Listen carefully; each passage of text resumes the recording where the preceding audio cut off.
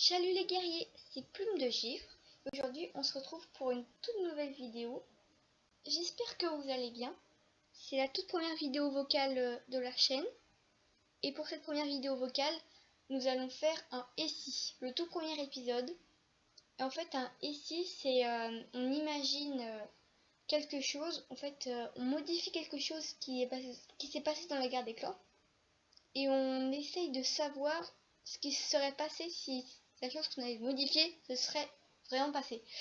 Enfin, vous avez compris. Donc en fait, j'avais découvert ce concept sur la chaîne Plume de Glace. Ça me donnait très envie de faire ça. Et en plus, le compte était inactif. Donc il n'y avait plus de vidéos de ici. Enfin, je pense qu'il y avait d'autres comptes qui faisaient. Mais une chaîne de moins, une chaîne de plus. De toute façon, j'aurais quand même fait.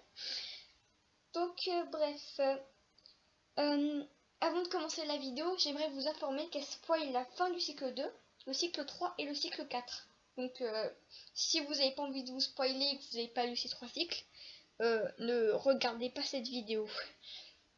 Donc nous allons commencer. Déjà, si Feuille de Lune et Plume de Jet étaient restés vivre ensemble. Parce que c'est le titre de la vidéo en fait. Parce que voilà, vous l'avez vu dans le titre. Nous allons voir ça. Déjà, la famille de Feuille de Lune et de Plume de Jet seront tristes. Et ceux qui aimaient les deux chats. Déjà, il y en a qui sont tristes.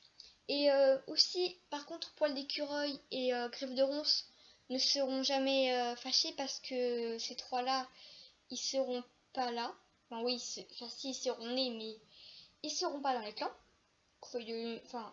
Poil d'écureuil n'aurait pas eu à les garder en faisant de leur mère.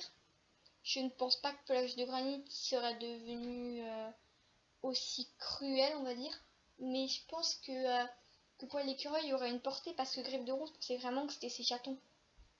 Du coup, si elle en avait pas encore, je pense qu'il veut avoir des chatons parce que c'est voilà quoi, il y en a qui veulent avoir une famille.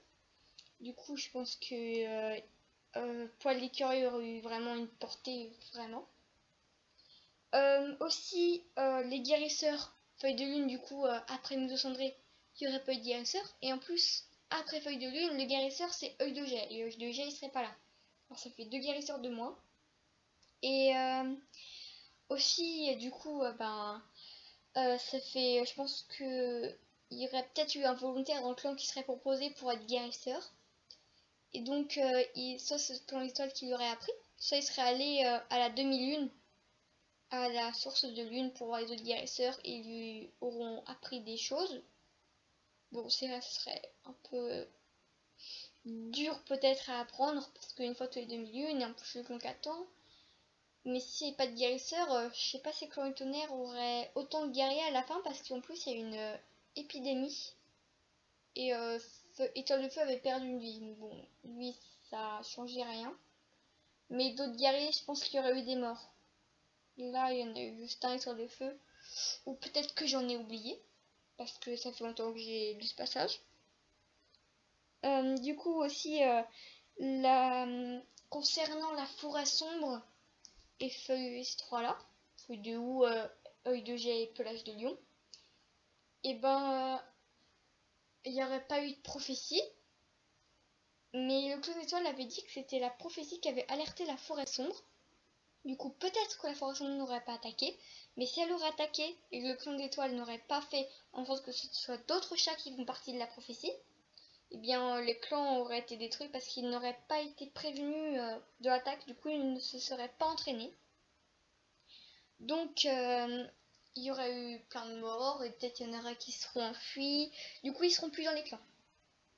Donc voilà. Et aussi il y avait eu les castors et la sécheresse. Donc il y avait c'était Elle de Colombe, s'il n'y avait pas eu de prophétie, peut-être pas qu'elle aurait ses pouvoirs, du coup elle n'aurait pas trop pu savoir. Donc peut-être que les clans auraient dû changer de territoire ou alors ils seront morts à cause de la sécheresse.